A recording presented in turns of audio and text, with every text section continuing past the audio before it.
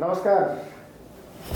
आज दिव्यरश्मि के दर्शकों के लिए एक वैसे शख्सियत से मिलवा रहे हैं जो समाज सेवा में एक नया आयाम स्थापित कर दिए।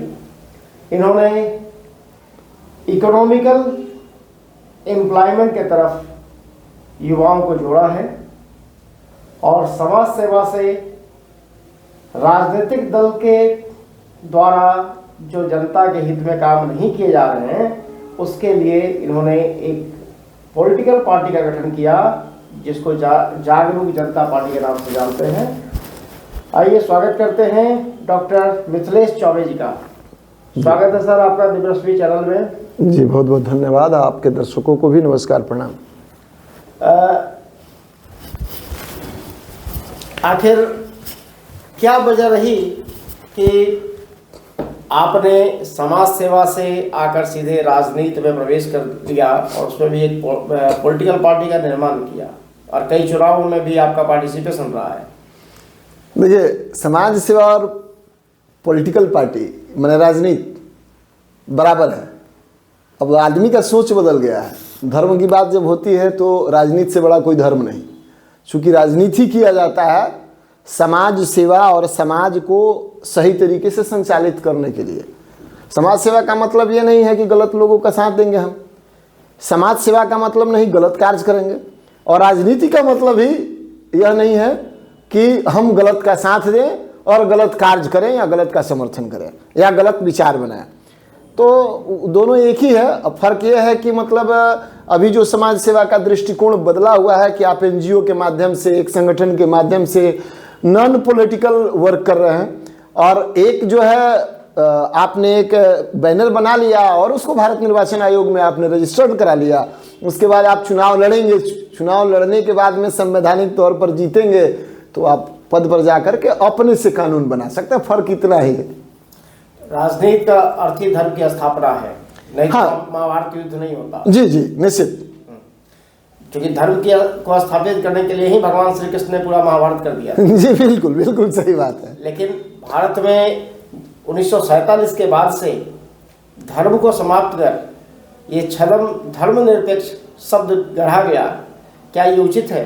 नहीं, कहने वाले जो है ना, छद्म शब्द जो कहने वाले हैं, ये शब्द किसी के प्रति कब किस स्थिति में क्या कह दे कोई भी व्यक्ति, बड़े बड़े ऋषि महर्षि और मुनियों की भी बात जब होती है तो उनके भी मुंह से निकल जाता है। लेकिन समय और कालखंड के हिसाब से ये सब बात होनी चाहिए थी।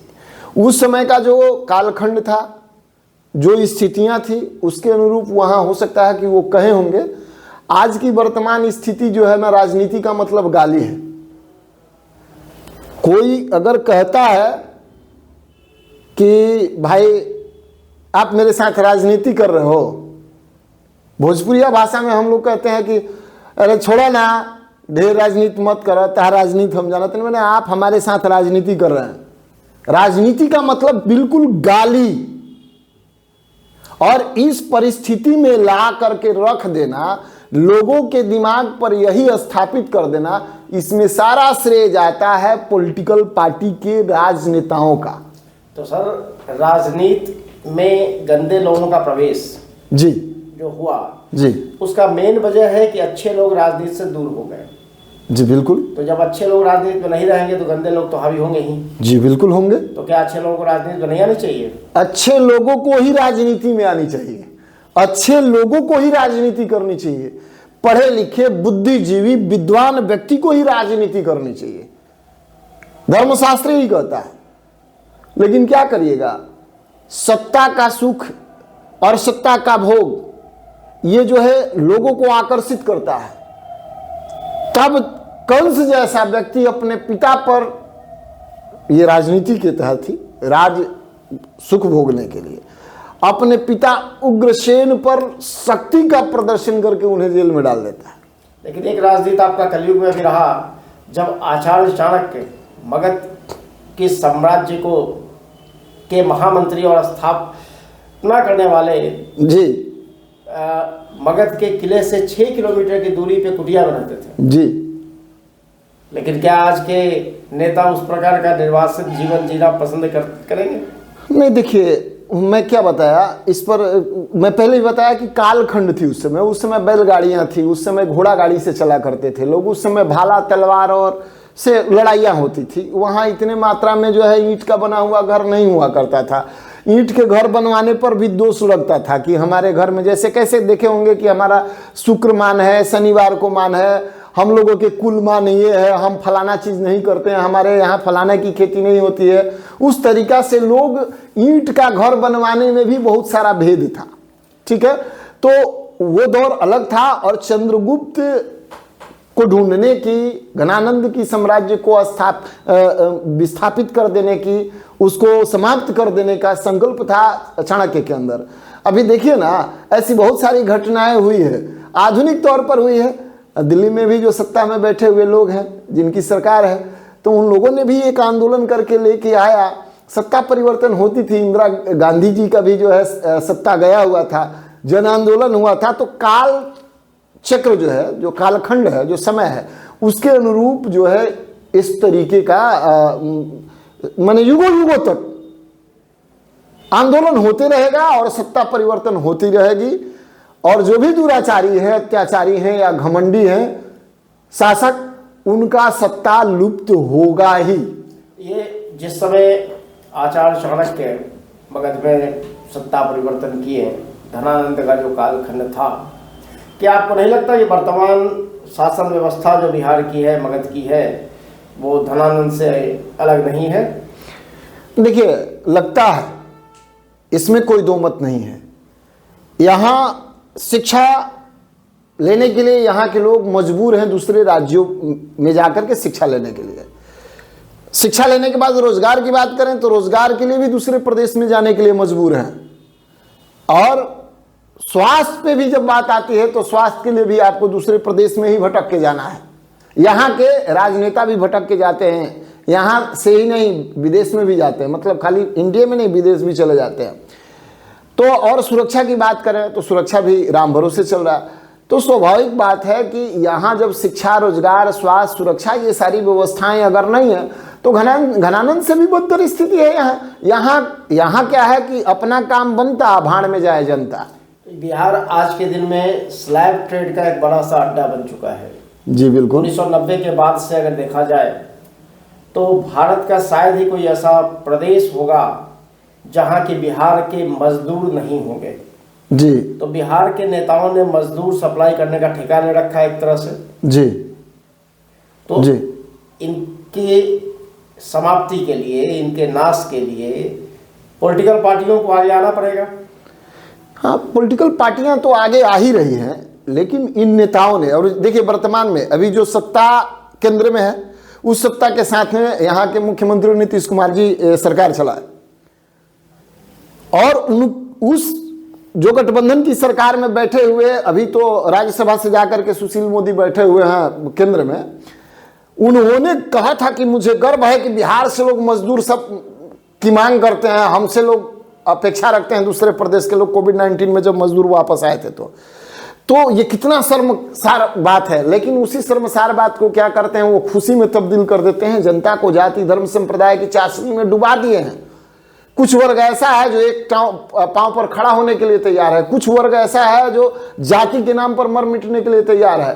देखिए क्या जनता को इस चाशनी में डुबाया गया है कि उस चाशनी में निकालने के लिए जितनी भी प्रयास की जाए, थोड़ा सा समय लगेगा, प्रयास करना चाहिए। हम लोग जैसे लोग प्रयास कर रहे हैं, लेकिन 99.99% पार्टियां जो अभी वर्तमान में हैं वो जाति धर्म संप्रदाय इसी पर काम कर रही है। देश का, राज्य का, इस बिहार का विकास कैसे हो, इसका उनके पास कोई कंसेप्ट ही नहीं है, और वो विकसित होना भी नहीं चाहते, विकसित होने नहीं देना चाहते। वोट देने के बाद में सरकार जब बन जाती है तो कहते हैं मेरे पास चापाकल नहीं है, मेरे पास पीने के लिए पानी की व्यवस्था नहीं है, चाहे बोरिंग से हो चाहे यूट्यूब से हो, मेरे बच्चों को पढ़ने के लिए सही व्यवस्था नहीं है, लोगों के बच्चे जो है बड़े बड़े स्कूल में पढ़ते हैं, बहुत सारी बातें होती है। लेकिन जब वोटिंग का टाइम आता है तो वो जाति में देखते हैं कि हमारी जाति का कौन खड़ा है, हमारे धर्म का कौन खड़ा है। उस समय ये नहीं पूछते हैं कि हमारा बच्चा स्कूल जाएगा तो उसको कैसी शिक्षा व्यवस्था मिलेगी, हम स्वास्थ्य के लिए अगर चेकअप कराने जाएंगे तो हमें कैसी व्यवस्था मिलेगी, हम सुरक्षा के दृष्टिकोण से अगर थाना में जाएंगे या सुरक्षा की बात करेंगे, समाज में कोई मांग करेंगे तो उसका हमें परिणाम क्या मिलेगा। हम जो जिन प्रतिनिधियों को चुनते हैं वही ना कानून और व्यवस्था बनाते हैं हमारे लिए। वो व्यक्ति जो है अब आर्थिक रूप से और सामाजिक रूप से कितना सही है, व्यवहारिक रूप से कितना सही है, उसका सामाजिक वर्चस्व क्या है, वो देखते हैं। कि अगर कोई सीधा साधा पढ़ा लिखा कम पूंजी वाला बिना पैसा वाला आदमी अगर समाज में जाता है, वोट मांगने के लिए जाता तो जरूर है, तो उसका भाव उतना नहीं होता, वो चलने लायक नहीं होता। अपराधी और आर्थिक रूप से जो मजबूत व्यक्ति हैं, वो जो जनता को साड़ी दे दें, पैसा दे दें, खिलाएं पिलाएं, उन लोगों को उस समय वोट मिल जाता है। जनता यह तय नहीं कर पाती है सही जगह पर कि किनको वोट देना चाहिए या किनको वोट नहीं देना चाहिए। जनता को भी इसमें हम छोड़ नहीं रहे हैं, जनता भी बराबर की दोषी है। अगर अपराधी दोषी है, अपराधी चुन के जाता है तो दोष किसका है, जनता का है। तो अपराधी अगर ले जाइएगा चुन के, चोर ले जाइएगा चुन करके, तो पुरानी कहावत है कि चोर चोरी से जाई तो हेरा फेरी तो करवे करी। तो भारत का ये दुर्भाग्य नहीं है कि जनता शरीफ है लेकिन उसका नेता चोर है। कैसे हम माने, हम 100% कैसे मान ले कि जनता ही अभी शरीफ है। जनता शरीफ है, इसमें कोई दो मत नहीं है, लेकिन 100% शरीफ जनता नहीं है। 100% शरीफ होने ही नहीं दे रहे हैं लोग। किसी की मजबूरी है, उस मजबूरी में भी लोग फंस जाते हैं। और वास्तव में यहाँ की राजनीति व्यवस्था मजबूत करनी है जनता के लिए, जो संविधान का पहला पृष्ठ है कि हम भारत के लोग, तो जनता के लिए, जनता के हित में जो कार्य करने की बात है, राजनीति करने वाले लोग अगर वास्तव में करने लगे तो यह देश सोने की चिड़िया पहले भी था, आज भी है और कल भी रहेगा। इस देश में अब जरूरत है आर्थिक आजादी की।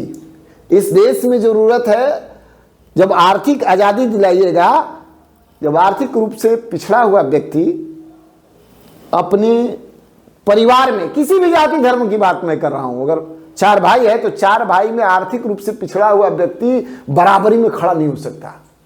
इस देश में जो है धर्म के आधार पर, जाति के आधार पर आप कहां देखते हैं, कहां खड़ा कर दीजिएगा किसी को। देखिए, भारत की पहली जो चुनाव हुई थी उस समय भी मुद्दा था लोगों की गरीबी। हाँ, और आज भी चुनाव जब होते हैं तो आज भी गरीबी मुद्दा होता है। हाँ, तो ये कैसी गरीबी है जो कि हटती नहीं है। क्योंकि गरीबों का वोट लेकर के ना, इसका मतलब है कि राजनीतिक दल के लोगों में इच्छा शक्ति का अभाव है। नहीं नहीं नहीं, उनकी इच्छा शक्ति है। गरीबों की बात करते करते गरीबों को इन लोगों ने महागरीब बनाया। मतलब गरीब पहले 3 श्रेणियां था ना, गरीब, मध्यम वर्ग और अपर क्लास, ठीक है, मतलब ऊपरी के लोग। तो गरीब को ये लोग गरीब का नाम लेते लेते क्या कर दिया, गरीब से दलित कर दिया, प्रमोशन किया इन लोगों ने गरीब का। उसके बाद में दलित से महादलित कर दिया, ये उससे भी बड़ा प्रमोशन है। अब देखिए, अकलियत का सर्टिफिकेट डिजाइन करके और रख दिया गया है। अब जिसकी सरकार आएगी तो अकलियत का सर्टिफिकेट दिया जाएगा, वो ललचाया जाएगा कि आप अकलियत के श्रेणी में आएंगे। तो गरीब देने से गरीब का विकास नहीं हुआ। गरीबों का पैसा खा करके एगो प्रतिनिधि अगर जीत के जाता है तो उसके स्टेट के कई स्टेट के जो कैपिटल सिटी राजधानियां होती हैं वहां उनका जमीन जायदाद, घर द्वार, मकान सब बन जाता है।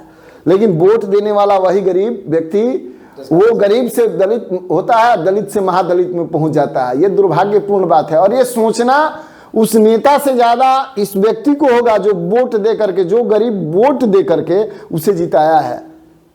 चूंकि इसने तो अपना दिया विकास के लिए, लेकिन फिर मूर्ख बनाने के लिए लोग चले आते हैं, जाति में, धर्म में बांट देते हैं। लोगों को जगना होगा। इच्छा शक्ति की बात कर रहे हैं आप कि इच्छा शक्ति इनकी नहीं होगी, राजनीति के क्षेत्र में इनका इच्छा शक्ति नहीं होगा। राजनीति के क्षेत्र में विकास इनका मुद्दा है ही नहीं। गरीब का नाम लेकर के अमीर अपने बनना है, इनको महागरीब बना देना। तो अपना डेवलपमेंट चाहिए। बिल्कुल, बोले तो सही कि अपना काम बनता, भाड़ में जाए जनता। तो इन जैसे राजनीतिक दल के समाप्ति के लिए आपने कदम उठाया है जी। अभी जो वर्तमान परिवेश है, यहाँ गठबंधन की राजनीति ज़्यादा हावी है, सभी पार्टियां कुछ न कुछ गठबंधन बना रही हैं। जी जी बिल्कुल। कुछ तो ऐसे भी गठबंधन बनते हैं जिनका की विचारधारा भी नहीं मिलती है। जी बिल्कुल। तो इस गठबंधन की राजनीति में जो माहौल है, क्या आप भी कुछ वैसा प्रयास आगामी लोकसभा और विधानसभा के लिए कर रहे हैं? पार्टी तो चुनाव हमारी लड़ेगी और गठबंधन पे भी जो है बातचीत चल रही है, कई एक पार्टियों से बात हुआ है, लेकिन बात वही है ना कि विचारधाराएं सही होनी चाहिए। हम वैसे लोगों को लेकर के गठबंधन नहीं करना चाहते जो आज हैं और कल ही छिटक जाए, क्योंकि हमारी लड़ाई न जाति की, न धर्म की, न संप्रदाय की, न लिंग की भेदभाव की। हम लड़ाई लड़ रहे हैं पूरे बिहार की, पूरे भारत की, मतलब संपूर्ण भारत की मैं बात करूं, मैं भारत के लोगों की, उनके हक की, उनके अधिकार की, उनकी विकास कैसे हो, उनको स्वास्थ्य, शिक्षा, रोजगार कैसे सही तरीके से मिले, उनको सुरक्षा और सम्मान की व्यवस्था कैसे दिया जा सके। और इस लड़ाई का नाम है आर्थिक आजादी आंदोलन। इस आर्थिक आजादी आंदोलन में प्रत्येक वोटर को प्रत्येक माह 10,000 रुपया उनका हक, इस देश की जो आमदनी है उस आमदनी के 20% राशि उनके खाते में डायरेक्ट दे दिया जाए। एक ऐसी अकाउंट्स की व्यवस्था किया जाए जिससे डायरेक्ट उनके खाते में जाए, वहां से वो नोट लें और वोट दें। और जितनी बीच में जो 1 रुपया का सामान 100 रुपया में खरीद करके पहुंचाया जाता है, ऐड किया जाता है, 5 किलो चावल बांटा गया और उसकी पैकेट बना करके उसकी ऐड बनाने में 1 करोड़ रुपया का अगर चावल खरीद करके पैकेट बना करके बांटने में जो इन्वेस्टमेंट हुआ, उसकी एडवर्टाइजमेंट करने में, उसकी पैकिंग करने में, दलाली देने में, वो 10 करोड़ रुपया 20 करोड़ रुपया में जो कन्वर्ट करके जो पैसा जनता के ऊपर बोझ लादा जाता है, ये सब डायरेक्ट बंद हो जाएगा। इसकी जरूरत नहीं है। ऐसे बहुत सारी योजनाएं हैं जिसकी जरूरत नहीं है। जब सीधा एक वोटर के ऊपर प्रत्येक माह 10,000 रुपया जब उसके खाते में चला जाएगा तो उसका सीधा विकास हो जाएगा। पति पत्नी 20,000 जाएगा, माँ बाप का सेवा करता है तो 40,000 होगा। अपने शरीर है तो क्या करेगा वो? मेहनत करके कमाएगा नहीं। पैसा से दिमाग का बल्ब जलता है, जिसके पास पैसा नहीं रहता है उसका बल्ब कभी जलता नहीं, एनी टाइम परेशान रहता है। और ये पैसे आएंगे, बहुत सारे लोग आएंगे कहां से? तो मैंने सीधे कह दिया, इस देश की आमदनी की 20% राशि जो सरकार कहती है कि प्रत्येक व्यक्तियों के ऊपर मैं प्रत्येक वर्ष 18,000 से अधिक रुपया खर्च करता हूं। वो इतना पैसा खर्च करने के बाद पैसा जाता कहां है ये खुद हमको समझ में आज तक नहीं आया। पुल पुलिया में कहां गया, उसकी प्रतिशत कहां है? स्वास्थ्य में आपने कितना खर्चा किया, उसकी प्रतिशत कहां है? वो भी जोड़ करके देख लीजिए। रिसर्च एंड डेवलपमेंट पर पैसा कहां खर्च किया, सब करिए भाई यार। आप 70% राशि क्या है देख लीजिएगा। इस देश के आमदनी का 70% राशि क्या होता है? इस देश के लोगों को, माने भूखे लोगों को भोजन कराना, वस्त्र दान देना और इलाज में समाप्त हो जाता है। इस देश के लोग, फिर भी सर्वे का रिपोर्ट आता है कि 65 करोड़ 70 करोड़ लोग, 60% 70% आबादी रात में भूखे सोती है। ये पैसा कहाँ जाता है?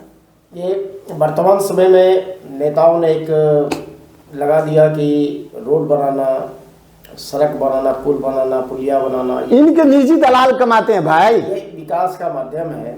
जबकि आचार्य चाणक्य ने कहा था कि राज्य का विकास तभी होगा जब वहाँ की जनता शैक्षणिक तौर पे, चारित्रिक तौर पे विकसित होगी।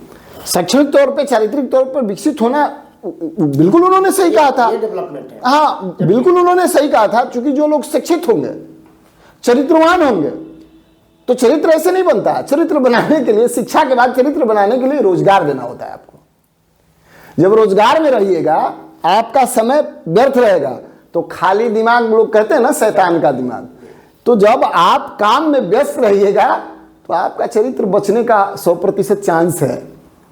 तो ये लोग जो डेवलपमेंट का आंकड़ा प्रस्तुत करते हैं कि मैंने इतने सड़कें, सब झूठ है, प्योर झूठ है, सब लोग फेंक रहे हैं। और जो लोग आंकड़ा प्रस्तुत कर रहे हैं ना, उन्हीं का तो मीडिया है, उन्हीं की मीडिया है। मीडिया में भी तो देख ही रहे ना कि पूरा मीडिया सेक्टर पर एकदम हावी है लोग। सच को वास्तव में सच दिखाना नहीं है, सच एक नाम है। सच सच नहीं रह गया, सच एक नाम रख दिया गया है कि बिल्कुल सच। मतलब आप कहना चाहते हैं कि वर्तमान में जो दिखता है वो है नहीं, जो है नहीं, राजनीतिक दल, मीडिया हाउस, कॉरपोरेट वर्ल्ड और न्यायपालिका, ये चारों के चारों भ्रष्ट तंत्र में शामिल हो गया। बिल्कुल बिल्कुल, इसमें कोई दो मत नहीं है। इनका दोष है, इनका दोष है। अगर ये लोग अपने रास्ते पर रहते तो शायद भारत और विकसित होता। हाँ बिल्कुल होता, बिल्कुल होता विकसित, इसमें कोई दो मत नहीं है। अगर भ्रष्ट ये लोग नहीं होते, इनका सिस्टम में भ्रष्टाचार नहीं होता, तो यह भारत पूरे विश्व का सबसे विकसित राष्ट्र बना होता अब तक। लेकिन आज इस 20वीं सदी के बाद इस देश में लोग भूख से सो रहे हैं, और इसका वर्ल्ड रिपोर्ट आता है सर्वे का। क्या बात कर रहे हैं आप? क्या बात करेंगे? बहुत सारी बातें हैं। इसलिए अगर राजनीतिक व्यवस्था को परिवर्तित करनी है तो लोगों को जगना होगा और जगाना होगा। इसीलिए हमने अपने पार्टी का नाम रखा है जागरूक जनता पार्टी। आप सोचिए, समझिए, लगे आपको कि मैं आपके हक और अधिकार की बात कर रहा हूं, आपके विकास की बात कर रहा हूं। जब तक एक एक व्यक्ति इस भारत का विकसित नहीं होगा, या राष्ट्र विकसित नहीं हो सकता, समाज में एकता, अखंडता, भाईचारा स्थापित नहीं हो सकती, आपस में कभी प्रेम नहीं हो सकता। इसलिए आपको जगना होगा। पहले मनुष्य बनिए। जब आप मनुष्य बनिएगा तो मनुष्यता सीख लीजिएगा कि मनुष्य का कर्म क्या है। आप मनुष्य का शरीर धारण करके और निशाचर का काम कर रहे हैं, पथ भ्रष्ट हो रहे हैं, आपका रास्ता बदल रहा है। आपको बदलना होगा और अपने लिए, सबसे पहले अपने लिए सोचना होगा कि हम और हमारा परिवार सामाजिक तौर पर विकसित कैसे हो, बिना किसी को क्षति पहुंचाए हुए। ये बिहार में जो वर्तमान सरकार चल रही है, इन लोगों ने जंगल राज का नारा देकर जिसके खिलाफ लड़ा, आज उसके हिस्सा बन गए। मौका परस्त ये लोग हैं ही। ये शराबबंदी की बात कर रहे हैं और अपनी पीठ खुद थपथपा रहे हैं, जबकि आज देखा जाता है प्रत्येक गली में, प्रत्येक चौराहे पे खुलेआम लोग शराब पीते हैं। तो होम डिलीवरी हो गया है, और होम डिलीवरी के बाद में जो है शराब, ये तो बहुत मैंने क्या कहा जाए, ये बहुत अलग तरीके का निर्णय है। खैर, सामाजिक तौर पर शराबबंदी जो कर दी गई है सरकार के माध्यम से, जो घोषणाएं हुई है, जो पारित हो गया है कानून, ये सही है। सही तरीके से इसका पालन होना चाहिए था, और सही तरीके से पालन नहीं होने के चलते यह शराबबंदी कानून फेल हो गया। हाँ, फ्लॉप माना जा रहा है। इस पर सही तरीके से पालन न करा करके कुछ खास वर्ग के लोग और कुछ खास लोगों को जो सत्ता के इर्द गिर्द हैं और करीब हैं, उनको ज्यादा इससे फायदा मिल रहा है। ये केवल पहले तो शराब की बात थी, आज देखा जाता है प्रत्येक गली में, प्रत्येक जगह पे छोटे छोटे बच्चे स्मैक और तरह तरह के ड्रग्स का सेवन कर रहे हैं, और इस पे कोई सरकार का नियंत्रण नहीं करेंगे ना सर। मैं तो बताया ही, आपकी शासन तंत्र अगर गलत होगी, सही तरीके से शासन नहीं करेंगे तो जनता पे थोपेंगे, कुछ भी थोपेंगे। आपने जो ठान लिया आपके शरीर को भोजन चाहिए, तो भोजन से भी बड़ा नशा उसका क्या है? भोजन से भी बड़ा नशा जो है नशा है, और वो नशा चाहे सुलेसन पीने से हो जाए। जान कि अगर कोई प्रवाह करता, कैंसर का प्रवाह करता, तो कैंसर युक्त छपा हुआ पुड़िया वाला गुटखा खाता नहीं ना खाता।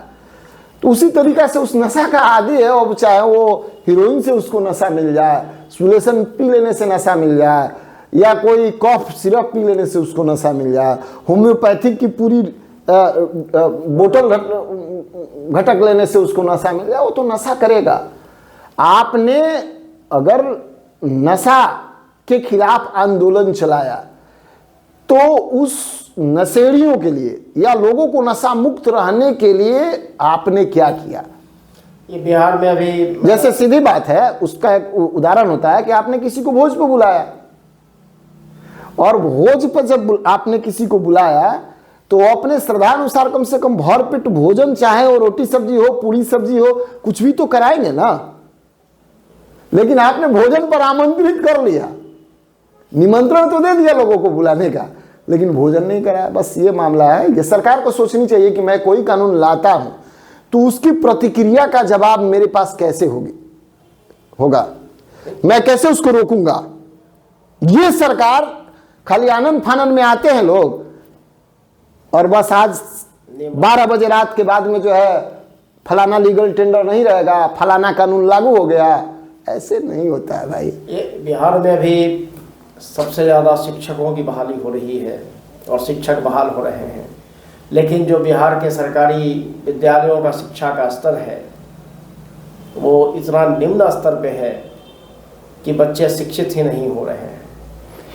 तो क्या ये वोट की राजनीति के तहत शिक्षकों की बहाली तो नहीं हुई? देखिए, शिक्षक की बहाली होनी चाहिए, और वोट की राजनीति के तहत भी अगर शिक्षकों की बहाली होती है तो मैं इसको जायज ठहराता हूं। इसलिए जायज ठहराता हूं कि जब शिक्षक रहेंगे तो ही पढ़ाएंगे।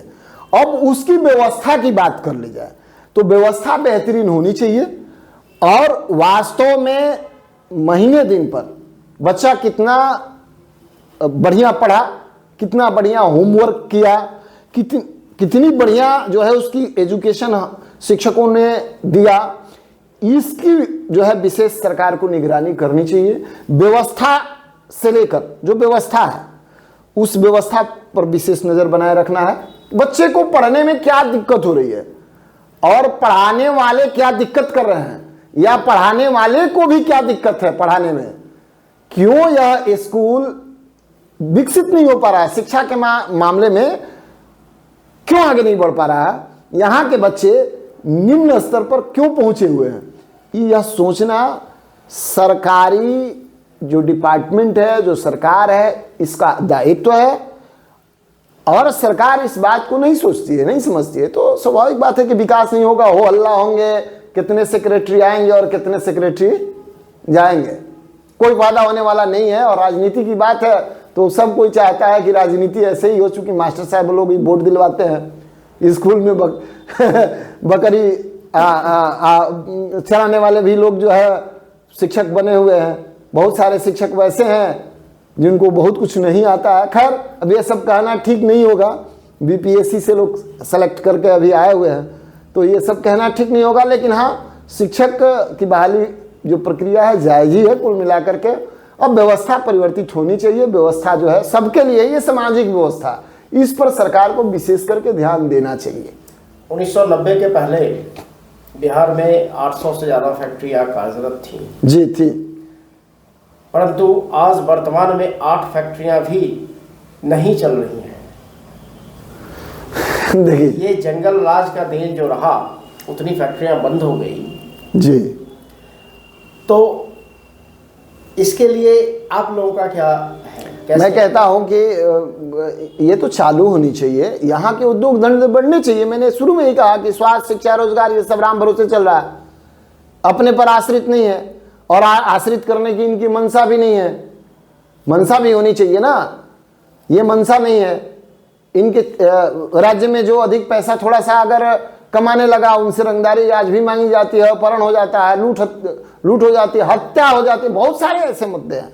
क्या बात कर रहे हैं? तो ये मानसिकता नहीं है ना कि विकसित करना है। मानसिकता क्या है कि आपको उस तरीके से भटका के रखना है, अझुरा के रखना है कि आप किसी तरीका से, मनुष्य का सबसे पहला नशा भोजन होता है, और आधुनिक युग में भोजन के बाद में अब कपड़ा और मोबाइल हो गया भाई। तो पहिल का नशा पूरा करने में आप, मोबाइल सेकेंडरी मैटर है, पहिल का नशा पूरा करने के लिए बेचैन रहिए। यहाँ अपराध हो रहा है, यहाँ अत्याचार हो रहा है, यहाँ गलत हो रहा है, आप आवाज नहीं उठाएंगे, क्योंकि देखेंगे कि रास्ते में हम जा रहे हैं, हमारा अपना काम यहाँ है, वहां से हमको 1500 रुपया का आमदनी होगी, इसी से बाल बच्चा परिवार हमारा चलता है, 10 गो परिवार का बर्डन है, 5 गो परिवार का बर्डन है, तो अत्याचार हो रहा है, तो हम में नहीं फंसेंगे, हमरे लेके उल्टा फंसा देगा। मतलब लोगों में डर और कानून की जानकारी नहीं होना भी सबसे ज्यादा खामियाजा है। सबसे बड़ा वो कानून छोड़ दीजिए, मरता क्या नहीं करता, वो कानून की बात कहाँ आ गया। हम कानून देखेंगे जी, कोई भी कानून देखेगा। जब हमारे जान पर आन पड़ेगी तो हम कानून देखेंगे, जब हमारे सम्मान पर आन पड़ेगी तो हम कानून देखेंगे। नहीं होता है कानून की बात, लेकिन ये तब नहीं होगा जब हम देखेंगे कि हमारा पीछा सब कुछ ठीक ठाक है, हमारे नहीं रहने के बाद भी परिवार जो 4 गो है बढ़िया से सुव्यवस्थित तरीके से चल सकता है, तब सही या गलत पर हम आवाज उठा सकते हैं। जब ये देखेंगे कि हमारे पीछे हम डिस्टर्ब होंगे, हम थोड़ा भी डिस्टर्ब होंगे तो हमारे पीछे वाले क्या होंगे, परेशान हो जाएंगे, वो कहीं के नहीं रहेंगे। तो हमको कानून भी समझ में आएगा और गलत जो हो रहा है उसको नज़र से देख करके चुप्पी साध करके और साइड हटना पड़ेगा। और यही कारण है कि गलत पर गलत, गलत पर गलत और गलत पे गलत होते जा रहा है और यह समाज पिछड़ते जा रहा है। सरकार झूठी अपनी पीठ थपथपाते जा रही है। मतलब समाज के लोगों को है कि मुझे इससे क्या, मुझको, हाँ स्वाभाविक बात है, लोग को नहीं है। देखिए यहाँ क्या मैंने बताया, मजबूरी, आपने संसाधन उपलब्ध नहीं करा है ना, रोजगार यहाँ आपने नहीं दिया, दूसरे प्रदेशों में अच्छे। अब देश का तो कोनो ऐसा कोना नहीं रह गया जहां बिहार के लोग मजदूर नहीं पिटाए, कोई ऐसा कोना है तो बता दीजिए। तो बिहार सरकार 4th ग्रेड की नौकरी तक उपलब्ध नहीं करवा सकती। ना नीतीश बाबू तो बोले थे कि जितने लोग आ गए हैं लौट करके उनको पुनः जाना नहीं, हम यहीं रोजगार व्यवस्था कर रहे हैं। तो कई को फैक्ट्री किया इन्होंने, तो वो तो उस समय इन्होंने भावुक होकर के कह दिया होगा, इनकी भावना है। अब तो लोग बहुत कुछ कहते हैं चाचा के बारे में, इनके बारे में कि, लेकिन हम लोगों को बहुत कुछ नहीं कहना है।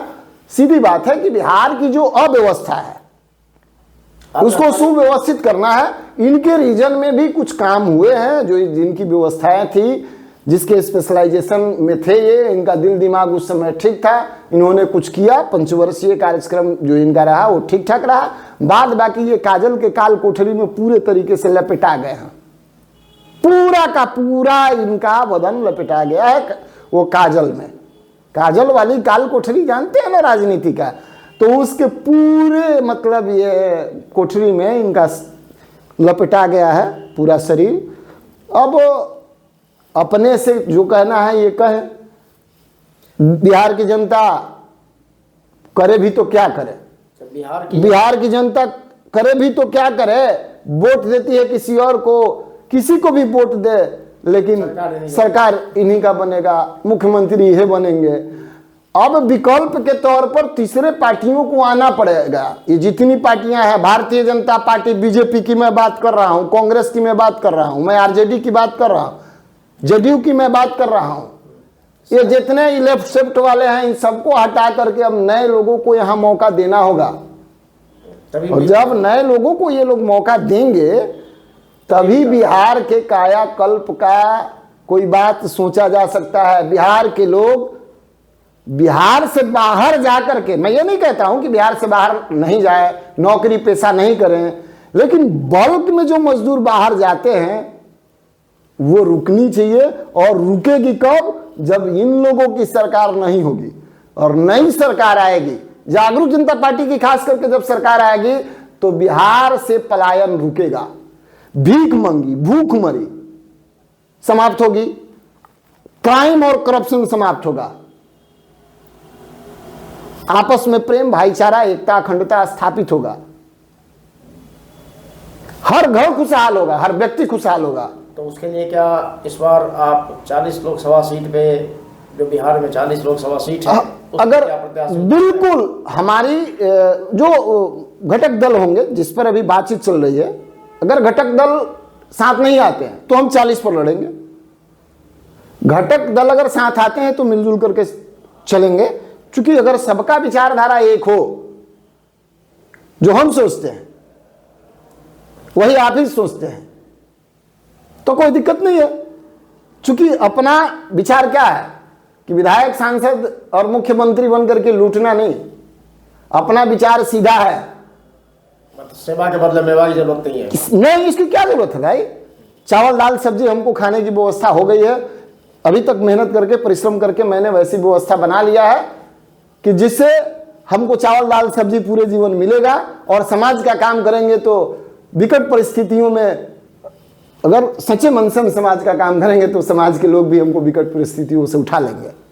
और सरकारी व्यवस्था जब हम ढंग का मैंने बेहतरीन बना देंगे तो विकट परिस्थिति क्या है? तबीयत खराब होना आज के ज़माने में, तो दवाई में जो पैसा लगता है, तो जब सरकारी व्यवस्था बेहतर हम कर देंगे तो उस पैसे की भी जरूरत क्या है? दवा के लिए पैसे की जरूरत। आज तो एक मुखिया भी सरकारी स्कूल में, सरकारी हॉस्पिटल में, अपने जो पंचायत में है या वहाँ का लोकल जो है प्रखंड स्तरीय जो हॉस्पिटल होते हैं, उस हॉस्पिटल में इलाज नहीं कराता है, प्राथमिक स्वास्थ्य केंद्र में इलाज कराने नहीं जाते हैं कोई भी मुखिया।